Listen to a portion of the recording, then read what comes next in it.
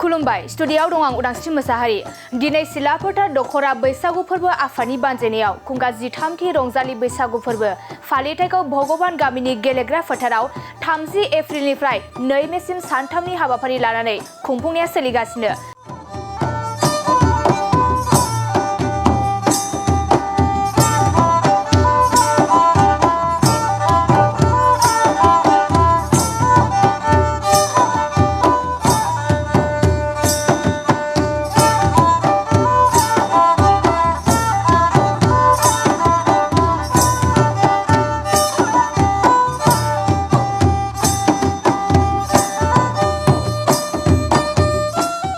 बेनिनो दिनै सेथि साननि थांफै हाबलांग्रा गेटखौ बेखेवनानै होयो सिलासुथि गाव पन्चायतनि आफादगिरि सोरगोरानि रामसियारिया लोगोसे सिलाफोथा दख'रा बैसागु फोरबो आफादनि फिरफिलाखौ बिरहोयो।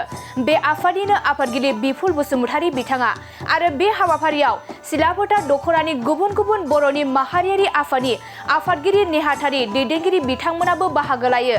फैदो दानिया सिलाफोथा दख'रा बैसागु फोरबो आफादनि आफादगिरि बिपुल बसुमतारी बिथाङा खौरांगिरिनि सिगाङाव मा फोरमायखो मिथिना लानि। नोंथांनि चेनेलसिम आंनिफ्राय रोजा रोजा साबायखर थाबाय।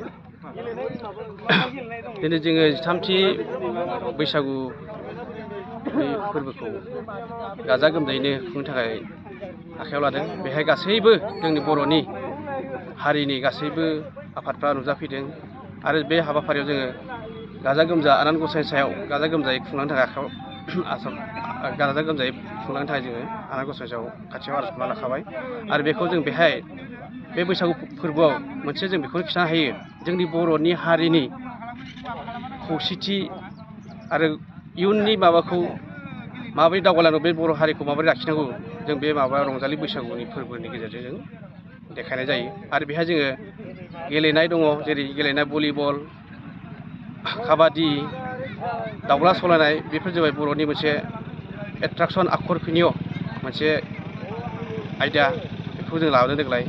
आरो हिन्जावफोरनि काबादि गेलेनाय बेफोरखौ लादों जोङो।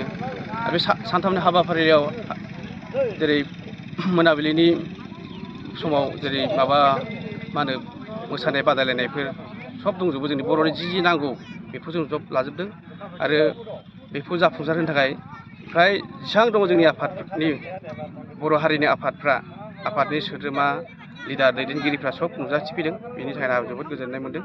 आरो फुंनिफ्राय मा हाबाफारि लाखो दासिम? फुंनिफ्राय दासिमहालागै जोङो थांलाय फैलाय खालामनाय गेटखौ जोङो बेखेवबाय। दा जोंनि बैसागु फोरबोनि मेन फिरफिलाखौ जोङो बिरहोनायखौ फोजोबबाय, बेखिनिखौ खामानि फोजोबबाय। दा बिनि उनाव जोंहा दङ गेलेनायनि बेखेवनाय दङ। बिनि उनाव जोंहा दा ओमफ्राय जोंहा माखासे बे बादायारि आफाद आयदाफोरखौ जोङो सिलाफोथा दख'रानि सिङाव थानाय गामिफोरनि रायजो राजाखौ मा खावलायहरगोन बे समाव? आङो सिलाफोथा दख'रानि सिङाव थानाय गासैबो रायजो राजाखौ गासैनिफ्रायबो गामिनिफ्राय गाजा गोमजायै जोंनि बे 13थि रंजालि बैसागु भगवान गामियाव जानाय बेहाय गासैखौबो नुजाथिफैनानै महर गोनां खालामनो थाखाय आंनि गोसोनिफ्राय खावलायनाय थाबाय। जोबनायाव दानि जाखांफुनाय लाइमोनफोरनिसिम हारिमुनि बेलायाव मा मेसेज होनो जानाय नोंथांनिफ्राय? आङो जोबनायाव बेखौनो बुंनो सानो, बिथांमोननिसिम मेसेज मोनसे होनो हायो। बर'आ बर'खा, बर'नि हारिखौ फोथांना दोननाया जोंनि खामानि। ओंखायनो जोंनि समा थांबायनो, दा इयुनफ्रा जोंनि हारिमुखौ फोथांना लाखिनो थाखाय बेबायदि रंजालि बैसागुखौ जों बोसोरै बोसोरै खुंनांगौ आरो बे हारिमुखौ फोथांना दोननो थाखाय इयुन जोलैफ्रा गोख्रों जानांसिगौ। जोंनि गाननाय जोमनाय, जोंनि रंजानाय बेफोरो जाहाथे गोमालाङा, बेखौ बिथांमोना दानिफ्राय जोंनिफ्राय सिखायना लानांगौ, लाखिबाय थानांगौ। बर'आ गावनि सिनायथिखौ होनो थाखाय गाननाय जोमनाय हारिमु बेखौ लाखिबासो सिनायथिया थायो। बेनिखायनो जाहाथे बेफोरबायदि फोरबो जा बैसागु फोरबोफोरखौ जोङो लाखिनाया जोबोद गोनां आरो गासैबो इयुन जोलैफ्रा जोंनि बर' हारिया मा गानो, मा जायो, मा थायो बेफोरखौ जोङो बेफोर नैबे बैसागु फोरबो बायदिसिना फोरबो खुंनायाव जोङो देखायनो हायो। गोजोनथाव खौरां, बाजाज बाइक लानो गोसो गुदुं सुबुंफोरनि थाखाय गोजोनथाव खौरां। क'क्राझार सहराव थानाय दख'र अट' एजेन्सिया 27 मार्चनिफ्राय 30 एप्रिलसिम बिहु एन्ड ईद धमाका अफार आरो एक्सचेन्ज मेलानि गोबां खाबुफोर होगासिनो दं। दावहारु अट' एजेन्सिनिफ्राय बायगिरि बिथांमोना 7,999 राङावनो लवेस्ट डाउन पेमेन्ट होनानै बाजाज बाइक लानो हागोन। दावहारु अट' एजेन्सि श'रुमजों लोगोसे कारिगाव फेस्टिभ आउटलेट आरो दतमा फेस्टिभ आउटलेट आरो भटगाव फेस्टिभ आउटलेट ब्रान्च श'रुमाव होबाय थानाय बिहु एन्ड ईद धामाका अफार आरो एक्सचेन्ज मेलाव फैनानै नोंथांनि लुबैनाय बाजाजनि बाइकखौ लांफैनो हागोन।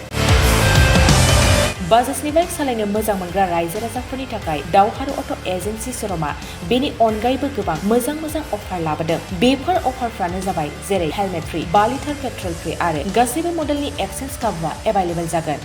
आरोबाव गुबुन मोनसे मोजां खाबुआ जादों 500 रां होग्रोनानै गोसोबादि बाइकखौ नोंथाङा आवगायना दोननो हागोन। गोबां बाथ्रा मिथिबावनो थाखाय 600039878822018193 जानबुं नाम्बारनि गेजेरजों खौरां लाहरनो हागोन।